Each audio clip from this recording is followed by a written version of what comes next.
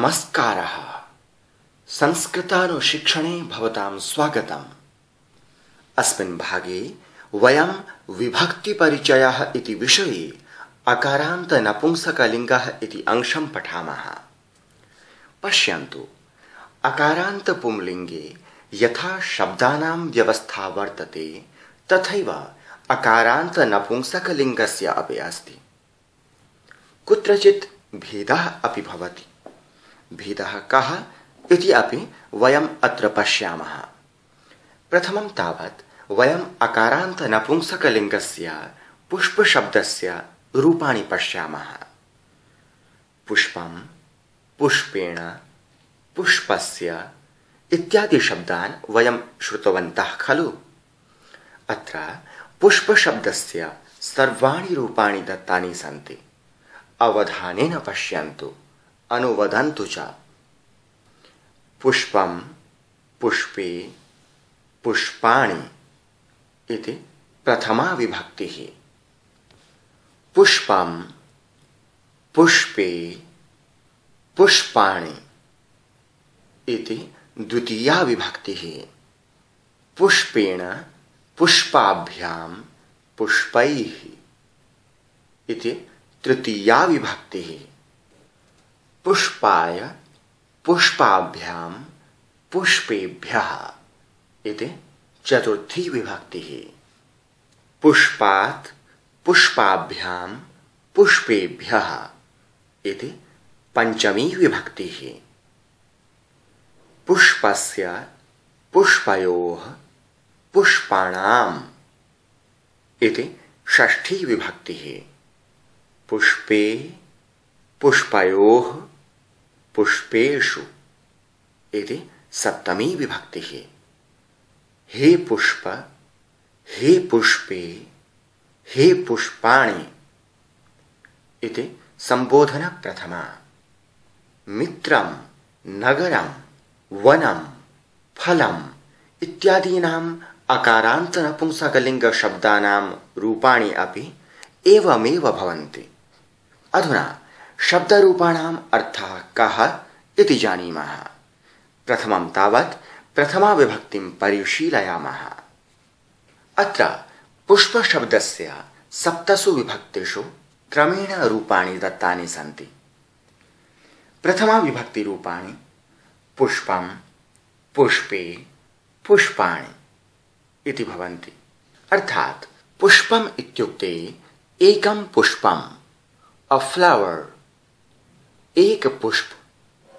पुष्पे इत्युक्ते द्वे पुष्पे, to flowers, दो पुष्प। पुष्पाणि इत्युक्ते त्रीणि पुष्पाणि अथवा बहूनि पुष्पाणि, फ्लावर्स, बहुत पुष्प इति। एवमेव फलं, फले, फलानि, जलं, जले, जलानि, पुस्तकं, पुस्तके, पुस्तकानि, नगरं, नगरे, नगराणि एतेषामपि रूपाणि भवन्ति।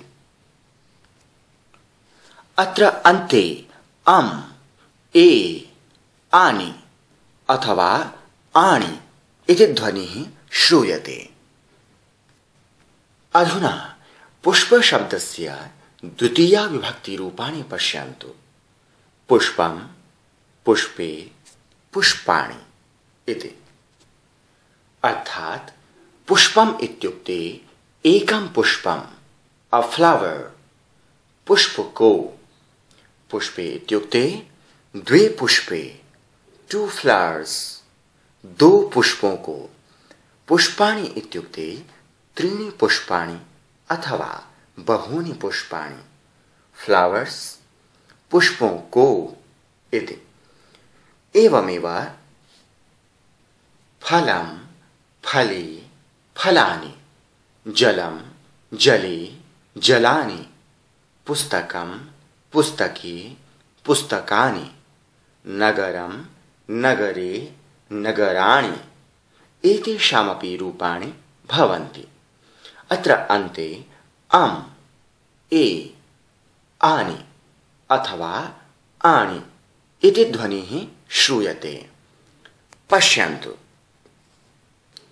सामान्यरूपेण नपुंसकलिङ्गे प्रथमा विभक्तिरूपाणि द्वितीया विभक्तिरूपाणि च समानानि भवन्ति। यथा प्रथमा विभक्तौ पुष्पं पुष्पे पुष्पाणि इति, द्वितीया विभक्तौ पुष्पं पुष्पे पुष्पाणि इति। तृतीया विभक्तितः पुंलिङ्गरूपाणि यथा भवन्ति तथैव नपुंसकलिङ्गशब्दस्य अपि रूपाणि भवन्ति। यथा बालकेन बालकाभ्यां बालकैः इति पुंलिङ्गे, तथैव पुष्पशब्दस्य अपि रूपाणि भवन्ति। पुष्पेण पुष्पाभ्यां पुष्पैः इति, एतेषाम् अर्थः अपि समानः भवति। यथा पुष्पेण इत्युक्ते बाय और विद अ फ्लावर, पुष्प से अथवा के द्वारा। पुष्पाभ्याम इत्युक्ते बाय और विद टू फ्लावर्स, दो पुष्पों से अथवा के द्वारा। पुष्पैः इत्युक्ते बाय और विद फ्लावर्स, पुष्पों से अथवा के द्वारा इति।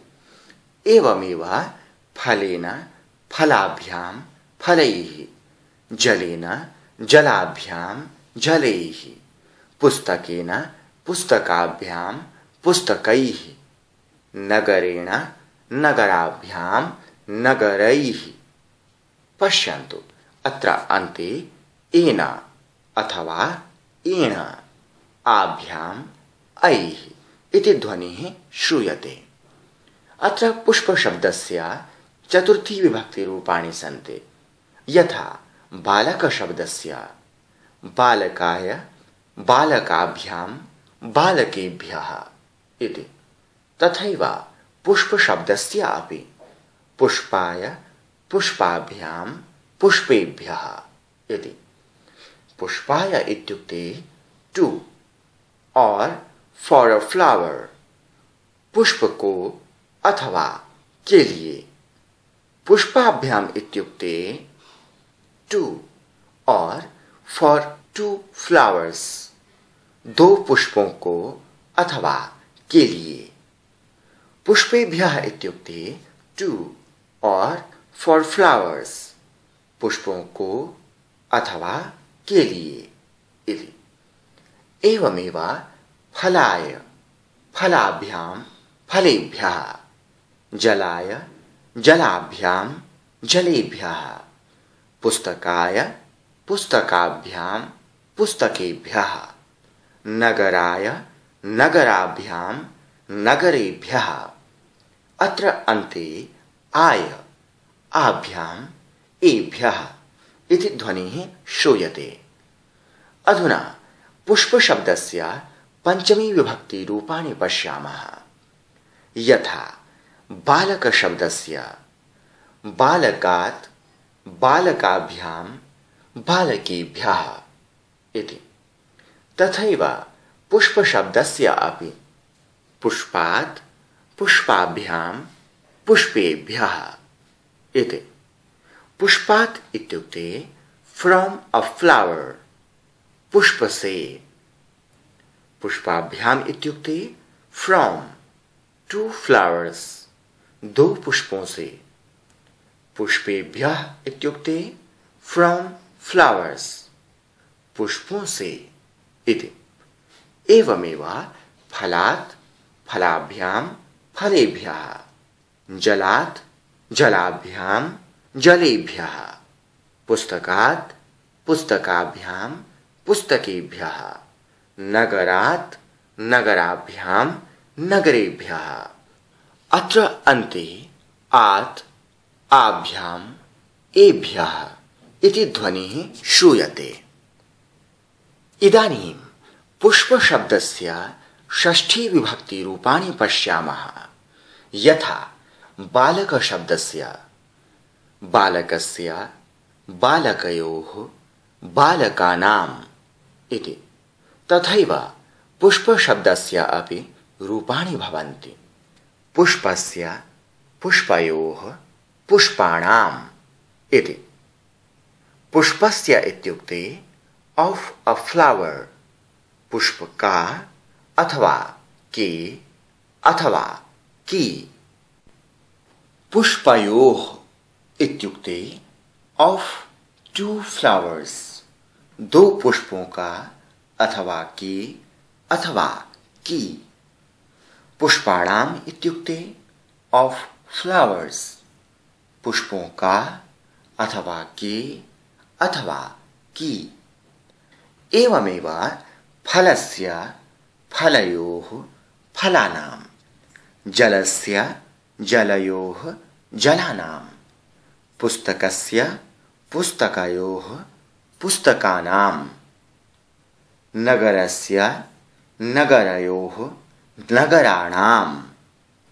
अत्र अन्ते अस्य, अयोः, आनाम् अथवा आणाम् इति ध्वनिः श्रूयते। सम्प्रति पुष्पशब्दस्य सप्तमी विभक्तिरूपाणि पश्यामः। यथा बालकशब्दस्य बालके, बालकयोः, बालकेषु इति। तथैव पुष्पशब्दस्य अपि रूपाणि भवन्ति। पुष्पे, पुष्पयोः, पुष्पेषु इति। पुष्पे इत्युक्ते इन और ऑन अ फ्लावर, पुष्प में अथवा पर। पुष्पयोः इत्युक्ते इन और ऑन टू फ्लावर्स, दो पुष्पों में अथवा पर। पुष्पेषु इत्युक्ते इन और ऑन फ्लावर्स, पुष्पों में अथवा पर, में अथवा पर इति। एवमेव फले, फलयोः, फलेषु, जले, जलयोः, जलेषु, पुस्तके, पुस्तकयोः, पुस्तकेषु, नगरे, नगरयोः, नगरेषु। अत्र अन्ते ए, अयोः, एषु इति ध्वनिः श्रूयते। अधुना पुष्पशब्दस्य संबोधनरूपाणि पश्यामः। संबोधने अकारान्त नपुंसकलिङ्गस्य एकवचनस्य अन्ते मकारः न भवति। यथा हे पुष्प इति। हे पुष्प इत्युक्ते ओ फ्लावर, हे पुष्प।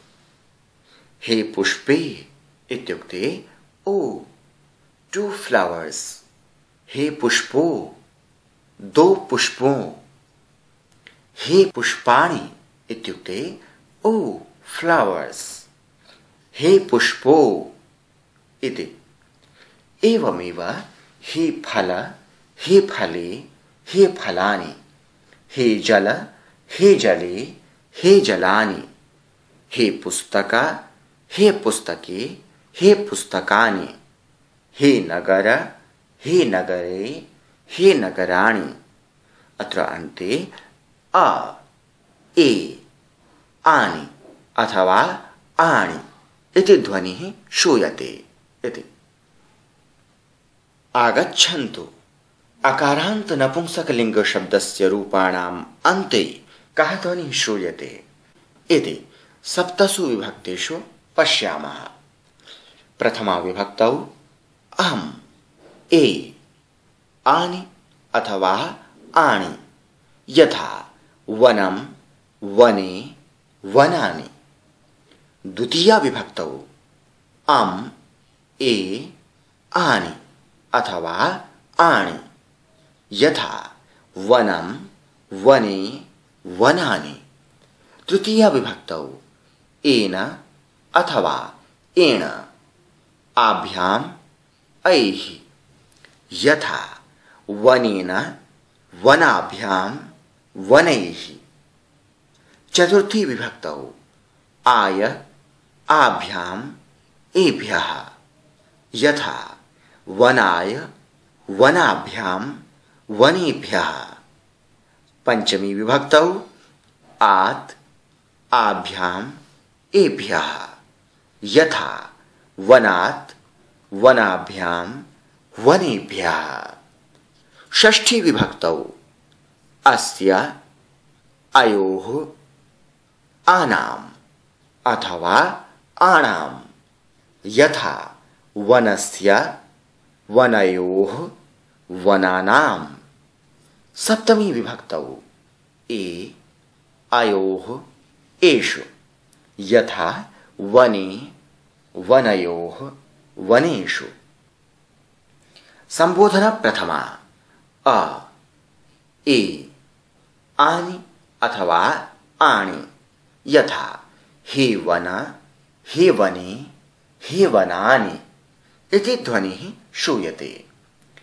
अवधानेन शृण्वन्तु। पुष्प इति अकारान्त नपुंसकलिङ्ग शब्दः अस्ति। तत्सदृशम् एव अन्येषां सर्वेषाम् अकारान्त नपुंसकलिङ्ग शब्दानां रूपाणि भवन्ति। यथा पत्रं मित्रं मन्दिरं शरीरम् इत्यादीनि। अधुना प्रश्नान् पृच्छामि, भवन्तः उत्तराणि ददतु। अकारान्त नपुंसकलिङ्गे तृतीया विभक्त्याः बहुवचनस्य अन्ते कः ध्वनिः श्रूयते? अकारान्त नपुंसकलिङ्गे तृतीया विभक्त्याः बहुवचनस्य अन्ते ऐः इति ध्वनिः श्रूयते। नगर शब्दस्य सप्तमी विभक्ति एकवचनरूपं किम्? सप्तमी विभक्ति एकवचनस्य अन्ते ए ध्वनिः श्रूयते। अतः नगर शब्दस्य सप्तमी विभक्ति एकवचनरूपं नगरे इति भवति। शब्दान् पश्यन्तु, तेषां विभक्तिं वचनं च स्मरन्तु। अत्र फलेभ्यः इति फलशब्दस्य रूपम् अस्ति। अस्य विभक्तिः वचनं च किं भवति? आम्, फलेभ्यः इति फलशब्दस्य चतुर्थी विभक्ति बहुवचनम् अस्ति। एवं च पंचमी विभक्तेः बहुवचनरूपम् अपि अस्ति। पुष्पाणाम् इत्यस्य विभक्तिः वचनं च किं भवति? आणाम् इति षष्ठी विभक्ति बहुवचने श्रूयते। अतः पुष्पाणाम् इति षष्ठी विभक्तेः बहुवचनरूपम् अस्ति। अस्तु, ध्यातव्याः अंशाः। सामान्यरूपेण नपुंसकलिङ्गे प्रथमा विभक्तिरूपाणि द्वितीया विभक्तिरूपाणि च समानानि भवन्ति। यथा पुष्पं पुष्पे पुष्पाणि इति। अकारान्त नपुंसकलिङ्ग शब्दस्य रूपाणि तृतीया विभक्तिम् आरभ्य अकारान्त पुंलिङ्गवत् भवन्ति। यथा बालकेन बालकाभ्यां बालकैः। तथैव पुष्पेण पुष्पाभ्यां पुष्पैः इत्यादीनि। अधुना एतानि वाक्यानि पश्यन्तु। रेखाङ्कितशब्दानां विभक्तिं वचनं च वदन्तु। आपणिकः पुष्पाणां विक्रयणं करोति।